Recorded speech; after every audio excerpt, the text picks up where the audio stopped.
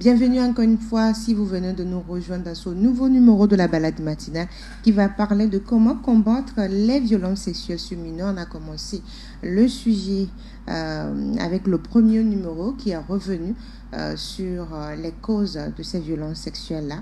Aujourd'hui, on va revenir beaucoup plus sur qu'est-ce qu'il faudrait faire et que dit la loi. Est-ce qu'il faudrait renforcer la loi togolaise et les lois qui existent d'une manière générale contre les violences sexuelles? On en parle dans quelques instants. Et mais la chanson qui vient de passer de Chad, l'artiste togolais, il parlait de Chéri Bandidé, de la patience et tout dans le couple. Aujourd'hui, plusieurs couples se disloquent à cause de quelques banalités, on va dire, des sujets qui peuvent être réglés sans souci, mais bon, on n'arrive pas à passer sur ces sujets-là et puis finalement, c'est le divorce. Mais Juanita Blavatry a décidé de nous donner 3 piliers qui renforcent ou bien qui solidifient votre couple. Alors, on l'écoute et on revient juste après. Ce matin, nous allons découvrir les piliers de l'amour sain, les piliers d'un couple sain. Quels sont les 3 P sur lesquels repose un couple sain? L'amour en couple a 2 ennemis majeurs, l'orgueil et le mensonge. Tous les problèmes de couple tirent leur origine de ces 2 vices, l'orgueil et le mensonge. Ça veut dire que vous devez forcément proscrire ces 2 vices-là lorsque vous êtes en couple, lorsque vous êtes dans une vie de couple. Il ne doit plus y avoir d'orgueil, il ne doit plus y avoir de mensonge. Alors maintenant, les 3 P de la réussite d'une vie de couple. D'abord, la parole. Quand nous parlons de parole, nous parlons là de communication, évidemment. La parole, toujours se communiquer, toujours parler. Si la communication tend à disparaître de votre couple, c'est qu'il n'y aura donc plus vie de couple. D'abord, vous devez communiquer sur tout ce qui arrive dans votre journée. Ensuite, communiquer sur tous les problèmes qui arrivent dans le couple. Que ce soit dans le bonheur ou dans le malheur, vous devez pouvoir toujours communiquer, donner la parole à l'autre de s'exprimer et ensuite vous exprimer aussi. 2e P pour la réussite d'une vie de couple, il s'agit de prier. Que vous soyez musulman, que vous soyez athée, non-croyant, vous devez forcément avoir un moment où vous vous concentrez sur votre couple à 2, sur votre vie de couple à 2, discutez-en à 2, mettez tout au sein de la prière à 2. Et le 3e P, enfin, il s'agira de pardonner, car nul n'est parfait. On a tous nos petits défauts, on a tous nos incertitudes, on a tous une identité personnelle. Nul n'est égal à l'autre et quand on rentre en couple, il s'agira enfin de se supporter et donc se pardonner. Et donc le 3e P, très très important dans la vie de couple, il s'agira de pardonner. La parole, communiquer, prier, mettre Dieu au centre de toutes nos activités, de tous nos projets et ensuite pardonner. Voilà les 3 piliers de Juanita Blavatry par rapport au fait d'avoir un couple solide, sain et tout. Elle a parlé de prière, de pardon et tout. Qu'est-ce que vous en pensez, Diane? Moi, je crois que c'est une école à laquelle nous devons tous aller parce que la vie de couple, on tombe dedans. On se découvre au fur et à mesure. Et il va falloir forcément mettre, comme on le dit, la parole, la communication. Et quand on parle de communication, il va falloir déjà se connaître soi-même pour mieux communiquer. Parce que si je sais ce que je dois dire, si je sais ce que je veux, si je sais ce que l'autre veut, et ça me permet de respecter quand même le cadre que nous avons construit ensemble, que nous appelons foyer. Et quand on parle de vie ensemble, vie à 2, il n'y en a pas sans Dieu. Quelle que soit sa confession religieuse, on est créé par une entité, une puissance surnaturelle qu'on appelle Dieu. Bon, chacun l'appelle d'une manière ou d'une autre. On doit être connecté à cette source pour nous permettre de mieux nous découvrir encore et apporter la joie dans le foyer. Et le pardon, c'est chaque jour. Le pardon, c'est chaque jour parce que tous les jours, nous-mêmes, on se découvre en train de faire certaines choses qu'on n'aimerait pas faire. Et vice-versa. Donc, l'autre aussi peut arriver à nous froisser parce que chez nous, on dit ces 2 calebasses qui sont sur l'eau forcément doivent se frotter à un moment donné. Il va falloir mettre le pardon tous les jours dans le couple. Farida, le pardon, il est important pour pouvoir avancer dans un couple. En effet, je pense que dans toute relation quand même humaine, on a besoin de pardon. Comme elle a dit, à chaque fois on se découvre, à chaque fois on pose des actes et il arrive malheureusement qu'à un moment donné, on frustre ou on blesse l'autre. Donc avoir cette capacité de pardonner et de tolérance, je pense que c'est très important dans toutes les relations humaines. Voilà qui est dit par rapport à la vie de couple. J'espère que vous écoutez, vous exécutez parce que c'est pour le confort de votre couple. Voilà. On va parler maintenant de violences sexuelles sur mineurs. C'est un phénomène qui prend de l'ampleur avec des situations atroces. Aujourd'hui, Farida Labani, vous êtes dans une organisation de jeunes, Youth Panel. Et quand vous écoutez ces cas qui reviennent, comment vous vous sentez ? Je dois dire qu'on se sent quand même profondément blessé et déçu parce que ça fait déjà des années où il y a la société civile, où il y a l'État, où il y a diverses personnes qui s'engagent, qui continuent de s'engager afin de passer le plus possible l'information, de rendre l'environnement assez protecteur et permettre aux enfants de vivre et de grandir en sécurité. Donc de savoir que ce genre d'actes continue pas à se perpétrer, franchement, ça c'est blessant. Ça fait qu'on se demande est-ce qu'il faut changer de stratégie ou est-ce qu'on a manqué, qu'est-ce qu'il faut faire encore pour s'assurer d'arriver à protéger réellement les enfants. Les violences sexuelles, même quand ça arrive à un adulte, ça fait mal. Ça a d'énormes conséquences. Donc imaginez que ce soit un enfant, une personne qui vient juste de commencer sa vie, l'impact que cela aura dans sa vie, dans ses relations futures, même dans son épanouissement. Donc ce sont des conséquences assez négatives et c'est vraiment très très déplorable que ces situations-là continuent. Qu'est-ce qui a manqué? Où est-ce que les acteurs ont failli selon vous dans cette lutte? Alors, dans cette lutte, je dirais que nous avons tous failli, que ce soit la famille, parce que tout déjà commence dans la famille, maintenant, que ce soit au niveau des autorités, les actions se font, mais il n'y a pas un suivi approprié qui valide ces lois, parce que l'inapplication aujourd'hui est, comme on dit, tellement remarquable qu'on doit travailler sur cet aspect. Il y a également la sensibilisation de la société civile, parce que nous avons notre part de responsabilité. Il n'y a pas que la famille, il n'y a pas que les autorités, mais tout citoyen, normalement, devrait contribuer à la protection de l'enfance, ce qui fait que c'est l'affaire de chacun de nous. Maintenant, à un moment donné, on s'est dit, c'est l'affaire des autorités. Ailleurs, on dit, c'est les familles, c'est pour les ONG, et chacun ne se voit pas impliqué jusqu'à ce que ça tombe dans notre famille pour voir que ça n'arrive pas qu'aux autres, mais qu'on peut subir cela soi-même. Je me rappelle d'une dame, Joyce Meyer, qui a été vraiment sexuellement abusée par son propre père. Mais ça a failli détruire toute sa vie.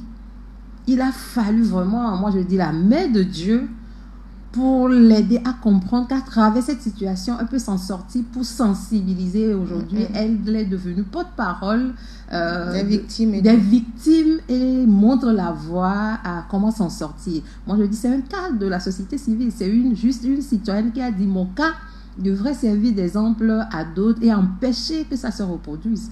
Donc, nous avons tous notre part de responsabilité. Dans le cycle familial, où est-ce que la défaillance est enregistrée, selon vous, Farida? Ok, moi je dirais, à chaque fois on parle de la communication entre les parents et les enfants. On parle du fait qu'il faut donner assez d'informations aux enfants.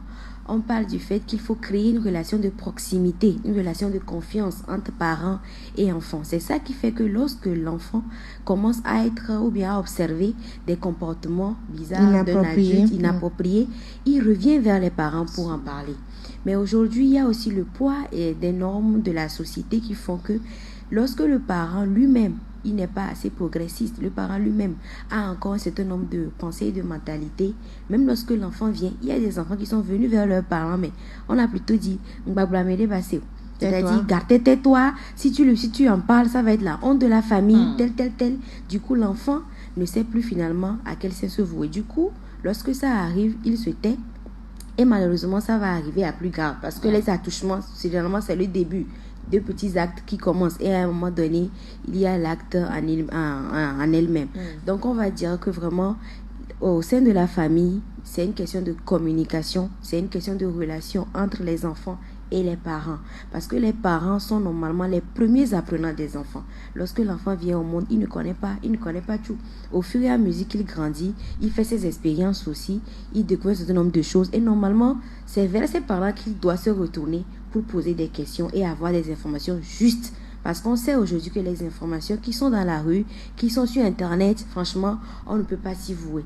Donc, normalement, c'est les parents. Donc, c'est une question vraiment de création d'harmonie, de confiance entre les enfants et les parents qui peut amener les parents déjà à donner des informations à leurs enfants, même des conseils même de prévention, comment est-ce qu'il faut se protéger, quand tel, est-ce qu'il faut passer dans des ruelles sombres, à quel moment, tel, parce que c'est aussi des informations qui peuvent permettre de protéger ou bien de prévenir aussi un tant soit peu ce genre de violence. Et elle a si bien dit, dans l'éducation de l'enfant, on manque de communication, on ne donne pas les éléments nécessaires à l'enfant pour qu'il se protège. Par exemple, on parle du fait que quand tu passes dans une ruelle où tu sais que tu n'es pas en sécurité, il ne faut pas emprunter cette ruelle-là. Voilà. Mais on ne donne pas ces infos aux enfants. Est-ce qu'à un moment donné, c'est parce que les parents eux-mêmes n'ont pas reçu cette éducation qu'ils n'arrivent pas à la transmettre? Il y a une part de vérité à ce niveau, parce qu'en Afrique, à un moment donné, on vivait en communauté et il y a des degrés où on a accès à un certain nombre d'informations avant. Mais avant, justement, on a une cellule familiale qui a un regard sur les enfants qu'on n'a plus forcément aujourd'hui comme telle. Et ce qui fait que ces informations avant, qui étaient tabous à un certain âge donné, permet quand même à l'enfant de vivre ces étapes.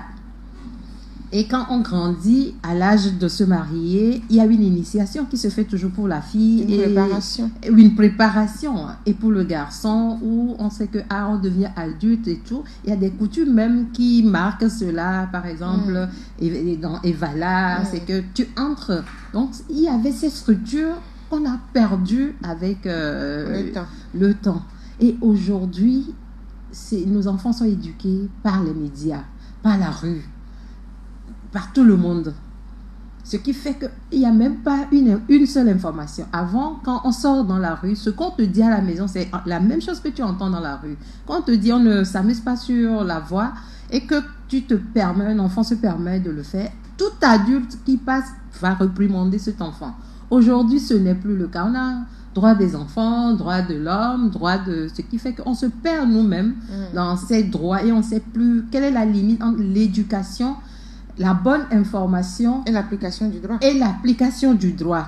Et donc, ces informations, il n'y en a pas. Mais ces enfants, hier, on était dans une émission, justement, c'est dans Junior, où le confrère disait que il a fait une rencontre avec les enfants. Il dit, mais qui a déjà été une fois amoureux? Un enfant de 7 ans, 10 mois. 7 ans. Vous voyez, il est déjà informé. Si le parent ne prend pas le devant, et on lui a posé la question, il a été spécifique. Il dit le problème, c'est que quand il voit quelqu'un s'approcher de la personne, il s'énerve, il n'est pas d'accord. Ça veut dire que c'est naturel, c'est inné en nous. Donc, il faut commencer tôt aujourd'hui. Avant, là, on disait qu'il faut avoir un certain âge. Il faut avoir 18 ans. Mais aujourd'hui, non, déjà, même à 3 ans, les enfants posent des questions. Apprenons, nous parents, apprenons à répondre à ces genres de questions. Nous-mêmes devons être éduqués, rééduqués par rapport à ça, parce qu'on n'avait pas ça. Personne ne nous disait quoi faire, surtout en termes de sexualité. C'était tabou. Donc, aujourd'hui, même à 3 ans, quand l'enfant peut, même papa et maman, on fait comment est-ce que vous m'avez eu? Comment est-ce que je suis née? Qu'on soit capable, de lui dire clairement que c'est papa et maman. Le processus. Voilà. On explique un peu dans son langage, le processus. Dans son langage. Et on dit toujours à l'enfant, quand quelqu'un te pose telle question ou quand quelqu'un te fait telle chose, il faut venir dire à papa, il faut venir dire à maman. Ou il faut crier là où on est, au cas où on peut le temps d'arriver à la maison. Il faut toujours le rappeler aux enfants qu'il y a un âge pour le faire. Mais si quelqu'un te touche à l'école, dans la rue, dans ces conditions, il faut signaler, soit à la directrice, à la maîtresse, etc. Et à la maison, tu viens me dire, d'accord? Ça permet déjà aux enfants d'être zagués. Mais maman m'a dit que... On ne me touche pas. On ne me touche pas. Il y a un cas dans des familles. Il y a un cas qui a fait vraiment mal. La femme a fait venir ses nièces, des enfants, Mais le monsieur a commencé, a commencé avec la première.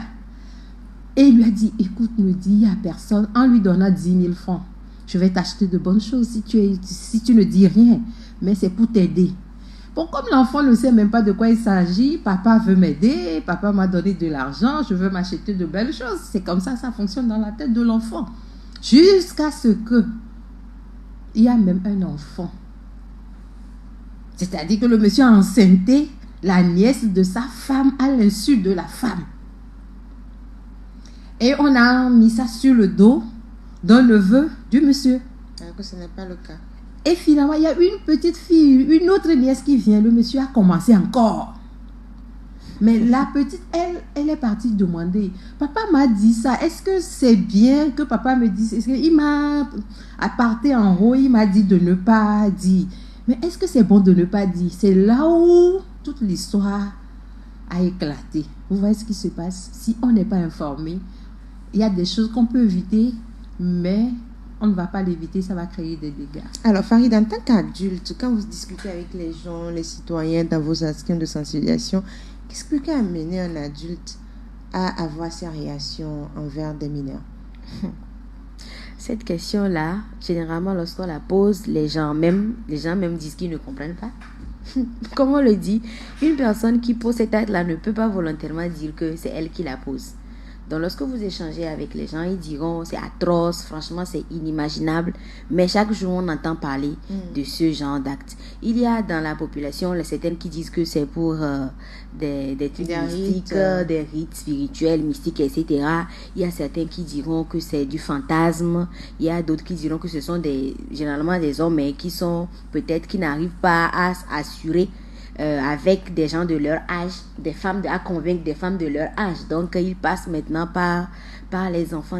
Il y a vraiment diverses raisons. Et il y a aussi le fait que on dit que certains hommes n'arrivent pas à se contrôler, que lorsque l'homme, c'est dans sa tête, il ne peut plus se contrôler, etc. Ce sont des arguments vraiment qui ne tiennent pas la route. Parce qu'un enfant ne doit pas être victime de violence tout court et jusqu'à une violence sexuelle parce que ça le marque réellement. Donc, ce n'est pas du tout intéressant. Et il n'y a pas vraiment de raison qui puisse expliquer cela. Quelle que soit la raison que la personne va donner, cette raison-là, elle ne sera pas du tout fondée. Parce que l'enfant, moins de 18 ans, n'a même pas de consentement. Même si l'enfant a accepté, même si c'est l'enfant qui t'a attiré. Parce que certains lui disent, parce que l'enfant, disons qu'on va passer à un âge de 14 ans, 15 ans aujourd'hui, le monsieur ou bien comment je vais dire ça, l'auteur va dire que non, c'est l'enfant même a accepté, l'enfant a consenti, etc. Du coup, nous, on leur dit que avant 18 ans, l'enfant n'a pas un consentement. C'est le parent qui décide pour l'enfant. Et en tant qu'adulte, vous décidez pour l'enfant. Et normalement, pour ça, il faudrait décider dans l'intérêt supérieur de l'enfant. Est-ce que ce que je vais faire là, est-ce que c'est une bonne chose pour cet enfant? C'est une bonne chose pour elle aujourd'hui? Est-ce que c'est une bonne chose pour elle demain?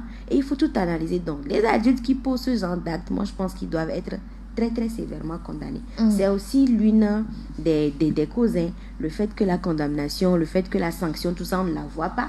Généralement, même au niveau des adultes, on ne le sent pas. Si c'est qu'on sentait qu'il y a des personnes qui ont fait ce genre d'actes et qui ont été sévèrement sanctionnées, moi je pense que ça pourrait au moins commencer par désengager au moins. On va parler de la loi tout à l'heure, mais elle est revenue sur le fait qu'il y a des raisons pas possibles qu'on se donne en tant qu'auteur. Mais aujourd'hui, quel regard nous, en tant que parents, doit porter sur nos enfants quand on est dans une communauté? Parce que c'est dans cette communauté du cercle familial où il y a les violences sexuelles, il y a aussi la communauté aussi. Quel est le regard? Comment on doit se comporter? Comment on doit amener notre enfant à agir dans une telle situation? Oui, déjà avant de répondre, je voudrais rebondir par rapport. Il y a un autre aspect aussi par rapport aux causes. Habituellement, c'est des gens qui ne sont pas équilibrés. Ils sont malades. Voilà. Et quand quelqu'un est malade, ça suppose que la personne n'a plus son sang. On doit aussi penser à des centres pour traiter ces cas. Parce que tout ça, là, c'est venu dès la base dans une famille. En Afrique, on n'a pas pour habitude d'aller vers des psychologues. Parce Et que tout ça. avant, comme je le dis, la communauté nous aidait en Afrique. C'est dommage qu'aujourd'hui, on est en train de partir On a vers relâché tout. les familles fermées, restreintes. Mais avant, la communauté permet au moins d'éponger des Vous avez un frustrations. problème, vous pouvez échanger. On Et vous donne puis, des le temps même solutions. d'être avec des semblables aide à digérer normalement la psychologie, le mental. Mais aujourd'hui, avec tout ce qu'on a comme modernisme, etc., ça fait qu'on est fermé. Or, l'Africain fermé, bon, ça crée, comme on dit, la nature horreur du vide. Et on veut tenter, mais on ne sait pas à qui, vers qui poser la question et tout. Et on est tenté vers l'expérience. Une fois qu'on a fait, ça crée un lien. Et finalement, on cherche à le faire. Ceux qui disent c'est parce qu'on n'arrive pas à aller vers les semblables, il y a la timidité, la honte d'aller vers. Ça aussi, c'est un manque de confiance, d'estime qui arrive à faire que, ok, je me cache pour le faire. Comme je ne suis pas équilibrée, ça veut dire que je ne mesure pas l'ampleur de l'acte. Pour moi, ça va rester entre l'enfant et moi. Donc, c'est des cas aujourd'hui. Il ne faut pas qu'on oublie qu'on doit commencer par traiter, travailler les grandes personnes qui ont des problèmes de timidité, de confiance, même Des parfois problèmes mentaux. qui ne disent pas son nom. Ils sont bien portants. Déjà marcher par un seul. Voilà. Il faut qu'on trouve des solutions à ça. Et déjà, ça rentre dans la réponse à la problème. question quel regard nous devons avoir sur notre communauté. Mhm. C'est ça. Déjà, est-ce qu'on doit vérifier si tout le monde est bien portant? Avant de laisser l'enfant aller vers cette personne. De toute façon, moi je dis aujourd'hui, préparons nos enfants et laissons-les aller. Puisqu'on ne peut pas les fermer, ne donne pas aussi la solution. Au contraire, c'est ça qui nous amène finalement. Je suis fermée, je ne peux pas aller vers mon semblable. Et du coup, je me cache trouve derrière. Ce qui est à côté. À côté, Ouais. c'est ça. Du coup, aujourd'hui, on doit ratisser large. On doit dépasser notre zone de confort pour arriver à dire, mais c'est quoi le vrai problème? Tout de suite, on va sanctionner, oui. On va enfermer, oui. Mais est-ce que ça résout le problème? La vraie cause, on doit la chercher et commencer par travailler en amont. Et moi, je dis aujourd'hui, la société civile a une grande responsabilité. Et c'est ce que Radio Dina fait déjà pour sa part, en permettant aux familles d'être informées à travers les émissions. Mais chacun a reçu. Youth Panel fait énormément de choses envers la jeunesse, etc. Donc, nous devons chacun réfléchir à ça. L'agneau, c'est chez nous, quoi. C'est nous-mêmes, hein, comme on le dit. Si nous-mêmes, nous ne prenons pas conscience des réalités autour de nous pour chercher nous-mêmes encore des solutions, on serait toujours là à fuir. Mais la fuite n'a jamais donné un résultat. Et quelles sont donc les stratégies à mettre en place dans les communautés? On va commencer par la famille d'abord et après les communautés contre ces violences sexuelles-là. Ok. Au sein de la famille, je dirais que c'est vraiment l'information. L'information, donner assez d'informations aux enfants, mais permettre également aux enfants de venir vers les parents, de venir vers leurs frères, vers leurs soeurs, lorsqu'ils ont aussi besoin d'informations. Et madame l'a dit à un moment donné, comment il faut dire à l'enfant comment se protéger. Il faut dire à l'enfant, lorsque telle personne te fait telle chose, viens demander à maman. Lorsqu'il y a tel acte, ce n'est pas bon. Crie, ou bien va dire à telle personne, va signaler à telle personne. Donc ce sont au moins quelques actes là qu'on peut apprendre aux enfants, des informations assez importantes qu'on peut leur donner, qui va faire que lorsqu'ils vont se retrouver dans certaines situations, ils sauront en même temps vers qui se retourner. Maintenant la communauté, dans la communauté, je pense que ça c'est vraiment très large, parce que chacun a la manière dont il conçoit les choses, chacun a ses problèmes, chacun a son éducation, etc. Mais on doit revenir peut-être aux anciens, la manière dont on considérait avant les choses. Un enfant, c'est pour tout le monde.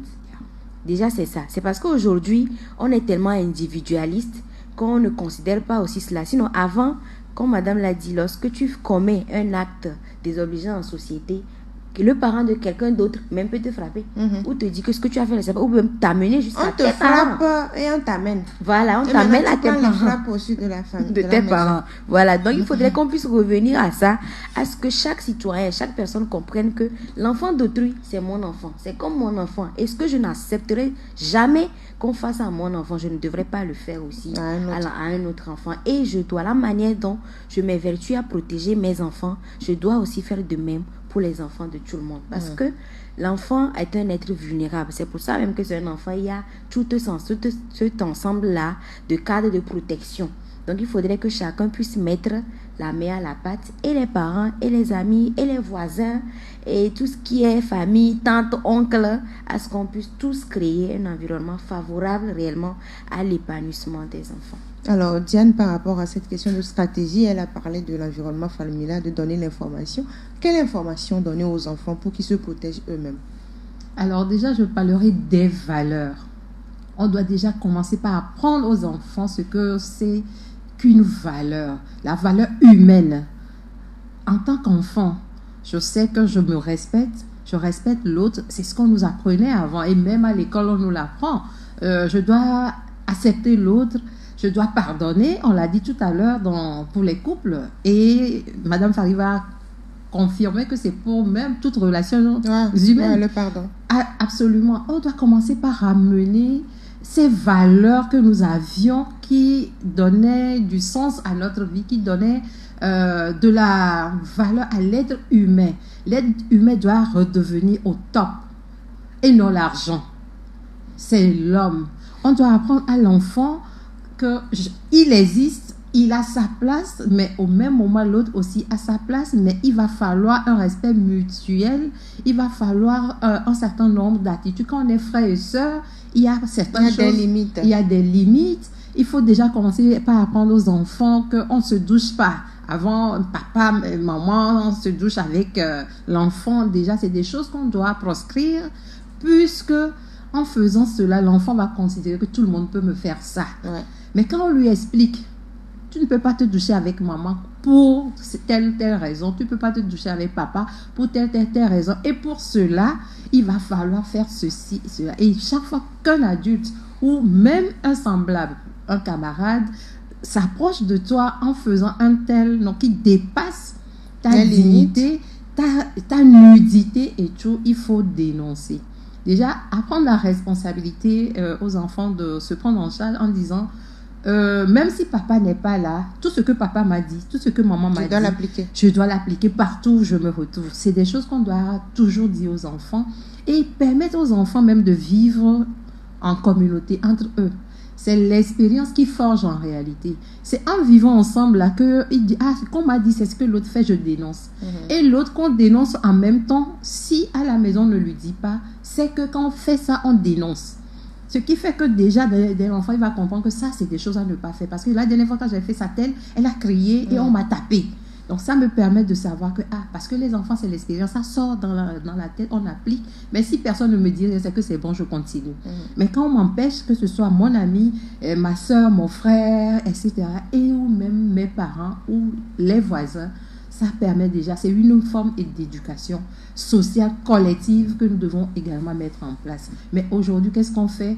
On enferme nos enfants dans la chambre. Quand est-ce qu'ils feront l'expérience même de la vie pour savoir qu'on peut me nuire sexuellement? Donc, on doit commencer par sortir. Les vacances, on est déjà en vacances. Commencer par dire, je connais telle famille au moins. Entre griffes, on ne peut pas connaître les gens totalement. Mais essayez ces brassages entre enfants.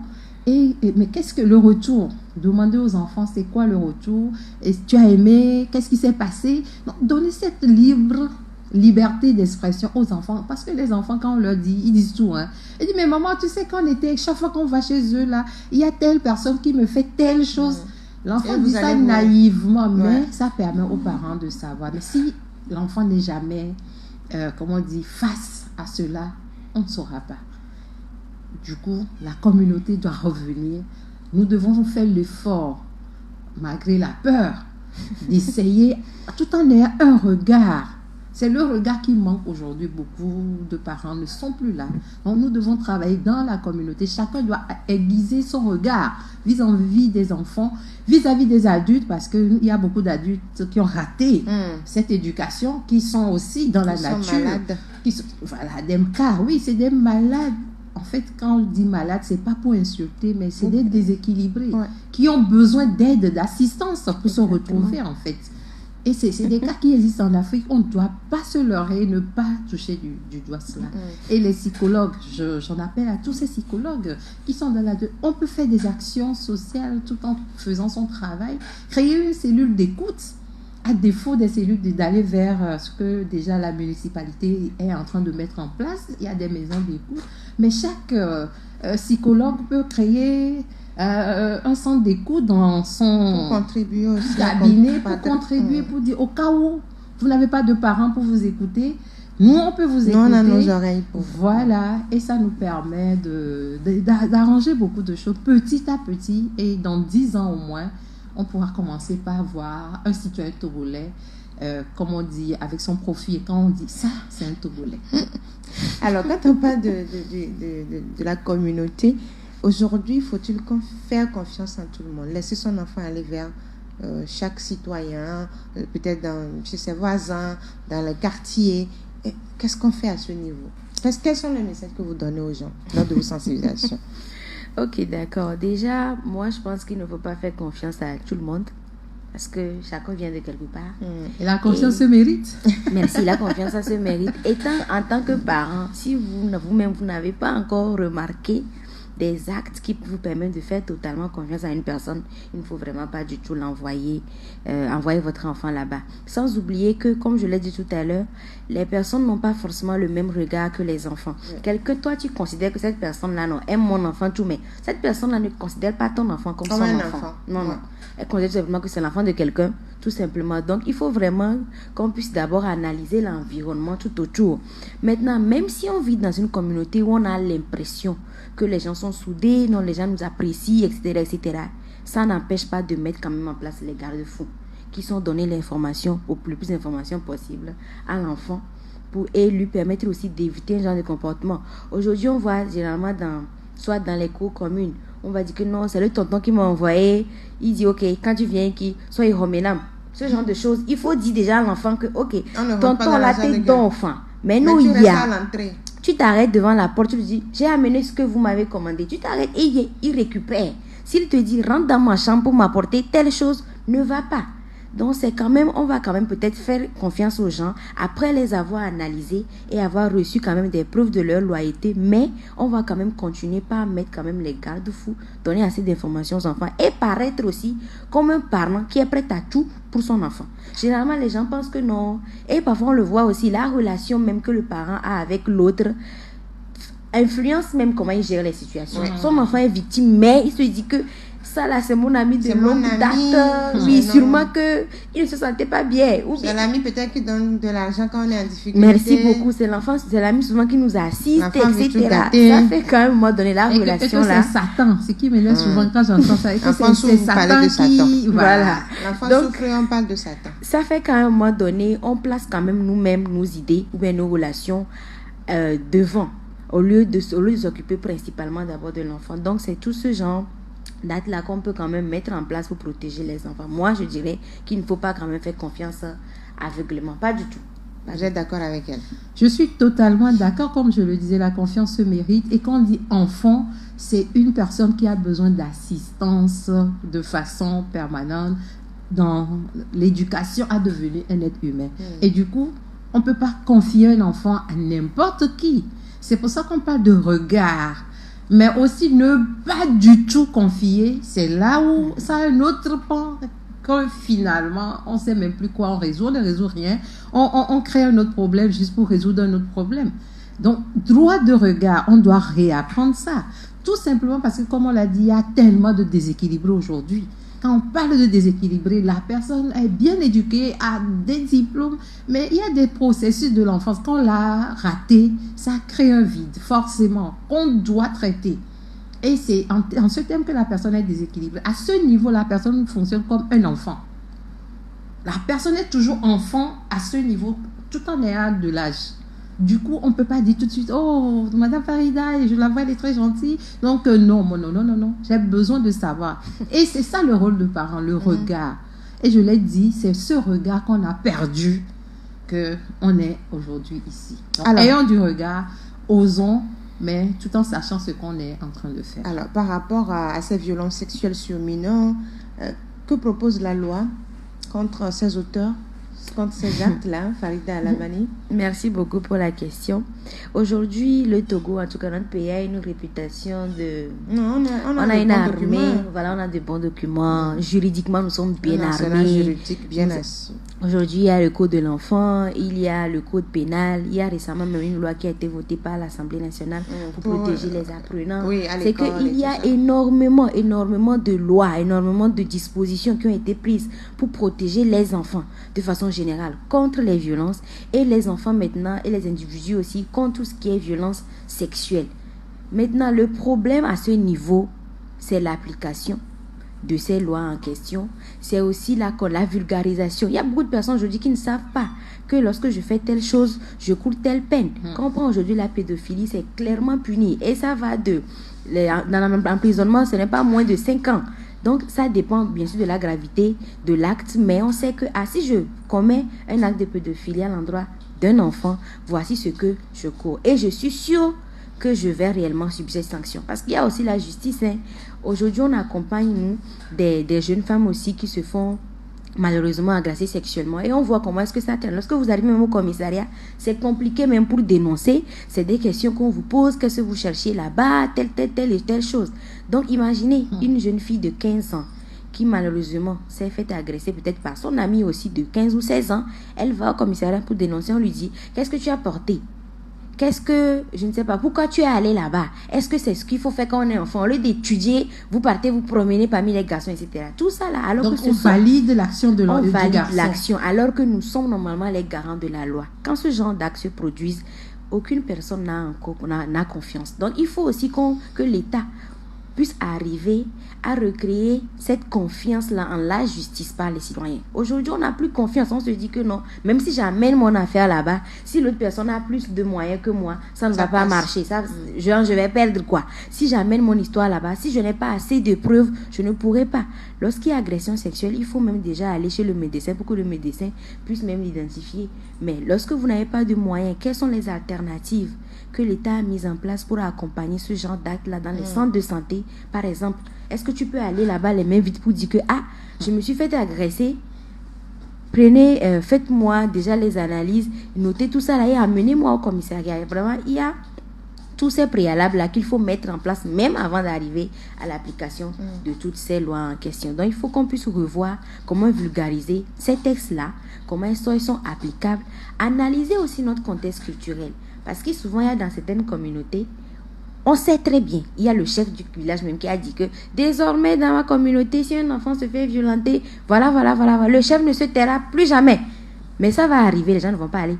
Parce que c'est le voisin d'à côté, parce que c'est la famille influente, parce que cette personne-là a toujours fait pour la communauté. Donc il faut vraiment qu'on puisse arriver à faire un parallèle entre notre culture et ces textes-là pour arriver à faire comprendre aux gens que même si c'est ta famille, la personne doit quand même subir tel, et aussi protéger ceux qui vont dénoncer. C'est ça aussi qui arrive parfois lorsque vous allez dénoncer. C'est telle personne qui a dénoncé. Merci beaucoup, c'est telle personne qui a dénoncé. Et vous vous retrouvez être le méchant de la communauté. C'est vous qui ne vous taisez pas. C'est vous qui voulez le mal. C'est vous qui envoyez les gens en prison, etc. Donc c'est tout cet environnement-là aussi qui tourne autour de ces textes-là, de ces beaux textes qui existent. Il faut vraiment qu'on pense à une application effective. Alors, Diane, par rapport à la vulgarisation, à l'application effective de ces lois, qu'est-ce qu'il faudrait faire selon vous? Je crois que à la suite de Mme Farida, il va falloir. Aujourd'hui, on a la décentralisation et on pourra utiliser ces outils de développement pour arriver à bout de ces violences-là. On pouvait avoir des centres d'écoute même dans les mairies, des quartiers, etc. Mettre en contribution les chefs du village, effectivement, comme je le dis, effectivement, et former surtout ceux qui seront là à accueillir ces cas. Parce que quand on est bien formé, on ne pose pas un certain nombre de questions. J'avais suivi une émission un jour, je crois que le gouvernement est en train de faire un effort et il paraît que ce n'est même plus tout le monde qui reçoit ces cas. Non, il y a des gens qui sont vraiment formés qui n'iront pas poser ces genres de questions, mais ça dépend. Et combien sont formés par rapport aux cas qui arrivent? Est-ce qu'on a suffisamment de formés? C'est aussi un autre problème. Donc je crois que l'effort doit être continuel sur cet aspect. Mais pensez également à la formation, quand je ne sais pas si c'est civique, je dirais, mais puisque parfois même les responsables dans des coutumes, ailleurs on prend des enfants de 14 ans, on envoie ça en mariage. Si dans votre coutume, 14 ans, une fille de 14 ans peut devenir femme, est-ce qu'on... Déjà ça, c'est un peu en contradiction, comme Madame Farida l'a dit tout à l'heure, avec les tests. Donc il va falloir aussi s'asseoir avec les communautés pour réfléchir ensemble à ce que nous appelons vraiment le droit de l'homme dans notre communauté, parce que chaque contexte a son droit. On ne peut pas généraliser un droit standard, mais on doit actualiser ces droits par rapport à notre contexte et nous amener à participer vraiment à ces lois-là qui nous permettent de savoir que dorénavant, même le fait que j'envoie mon enfant à 14 ans en mariage, c'est une façon de la violenter, puisqu'elle n'a pas encore toute sa maturité pour accepter le mariage, pour prendre conscience de ce qui se fait. Et du coup, ça nous permet on doit travailler ensemble. Toutes les couches aujourd'hui, Togo Benyali, c'est Togo Vio, quoi. C'est nous tous, on doit commencer. Quels que soient nos problèmes personnels, c'est vrai, la vie est dure, etc. Mais il va falloir qu'on ait au moins une communauté saine pour pouvoir lutter, pour chercher l'argent. Mais si à côté, je fais l'effort pour trouver l'argent et quand je rentre, c'est mon enfant qui a été violenté, je crois que à un moment donné, il va falloir se dire assez, c'est assez, on doit faire quelque chose, mais j'ai ma part de responsabilité, vous avez votre part de responsabilité, chacun peut le faire. Et si le gouvernement met des actions et qu'il n'y a pas des gens pour soutenir aussi, on va beau crier qu'ils ne font pas, mais nous avons notre part de responsabilité. Mais quand ça sort, et qu'en tant que citoyen, moi aussi j'ai un droit de regard, je me demande, mais en quoi est-ce que je peux aider à ce que ça soit appliqué convenablement. Je pense que le Togo sera encore mieux assis sur les aspects socio-économiques. Voilà, le code pénal par rapport aux violences volontaires, puisque ce sont des violences volontaires, on a décidé d'agir sur les enfants. Il y a des peines par rapport à cela. Et je vais prendre juste le cas des mineurs. Si les violences ont été exercées contre un enfant de moins de 15 ans ou contre un invalide, par exemple, ou un vieillard, si les violences volontaires exercées sans intention homicide ont cependant entraîné la mort, le coupable sera puni de 5 à 10 ans de réclusion. Mais si c'est par exemple, de l'homicide volontaire, donc quiconque commet volontairement un homicide sera puni de la réclusion perpétuelle. Ça veut dire, oui, tu restes dedans. Exactement. Et tu ne sors pas. Donc, il y a plusieurs peines qui punissent ces situations-là au Togo et même ailleurs. Donc, il faudrait vraiment qu'on arrive à vulgariser ces tests-là et que ça soit appliqué réellement. Je voudrais renchérir un peu par rapport à ce que Madame a dit concernant la culture, vraiment, et les lois. Parce que généralement, naturellement, les lois, c'est dans l'intérêt supérieur du citoyen, etc. Mais lorsqu'on ne s'assure pas que la population a réellement compris pourquoi est-ce que c'est un bien fondé, on va toujours crier que les gens ne font pas ce qu'on dit. Oui. Quand on parle du mariage des enfants aujourd'hui, on en parle tellement, on voit que dans certaines communautés, ça continue.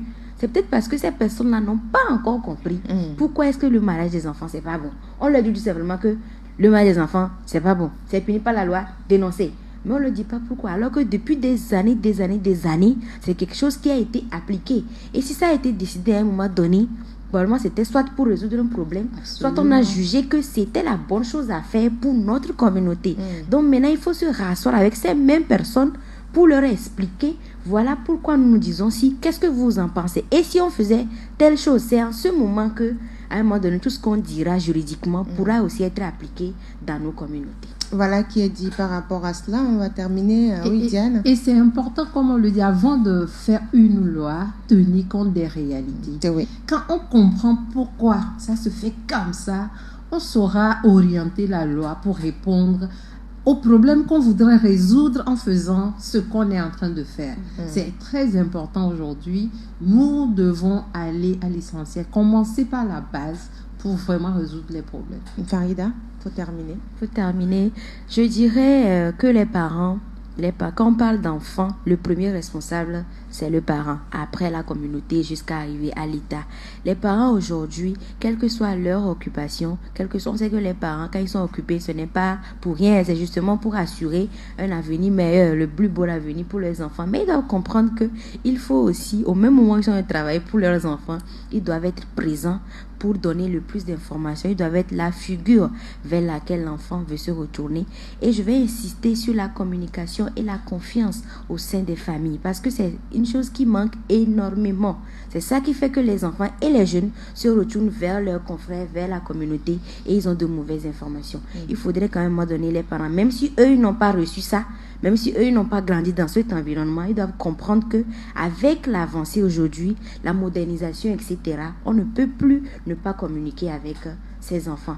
Créer ce cadre de famille avec plein de confiance qui permet aux enfants de pouvoir venir vers leurs parents pour leur parler de divers sujets. Comme ça, on pourra éviter énormément de problèmes. Voilà, qui a dit Diane, une phrase. Une phrase, un enfant, c'est la plus précieuse des richesses. Merci. Et nous devons en prendre soin, chacun de nous. Vous avez de l'astuce pour nous aujourd'hui? Aujourd'hui, je voudrais inviter la population togolaise à l'importance de l'alimentation pour notre bien-être. Et quelqu'un avait dit, et on le sait, que votre nourriture soit votre médicament et que votre médicament soit votre nourriture. Toute personne qui mange bien, quand je dis manger bien, c'est-à-dire on doit comprendre qu'est-ce que la nutrition. Est-ce que j'ai mangé des glucides qui me donnent de l'énergie? Est-ce que j'ai mangé assez convenablement de gras pour protéger mon organisme et ma peau? Est-ce que j'ai assez mangé de légumes pour me donner de la vitamine? C'est important. Aujourd'hui, pour nous, quand on veut avoir de belles peaux, on va prendre les produits cosmétiques. Mais tout commence déjà par ce qu'on mange. Et quand on mange bien, la peau est le miroir de la bonne santé. Ça se sent tout de suite par la peau et on peut l'entretenir, nettoyer avec les produits cosmétiques. Donc, mangeons très bien. Choisissons ce que nous mettons dans notre plat, pas juste pour que le ventre soit rempli, mais pour qu'on ait les éléments essentiels qui maintiennent notre corps et donnent la beauté de notre apparence. Aujourd'hui, ce n'est pas une astuce, mais c'est un conseil. Mangez bien. Merci beaucoup. Bien. Mangeons bien. Merci Diane Keviakwe. C'est un plaisir. Merci Farida Alabani. On se donne rendez-vous très prochainement pour un autre numéro de la balade matinale. D'ici là, portez-vous bien et surtout en protégeant nos enfants. Ils ont besoin de nous, surtout que nous sommes en période de vacances. Un regard sur nos enfants est vraiment important. Où vous envoyez vos enfants? Vers qui vous envoyez cet enfant? C'est les vacances. Va chez la tante. Est-ce que vous connaissez vraiment l'environnement de la tante ou de l'oncle ou des colonies de vacances, de tout ce qui tourne autour? Si oui, envoyez votre enfant. Sinon, laissez l'enfant à la maison et protégez votre enfant. Allez, à très bientôt sur Radio Diana pour d'autres numéros. Bye bye.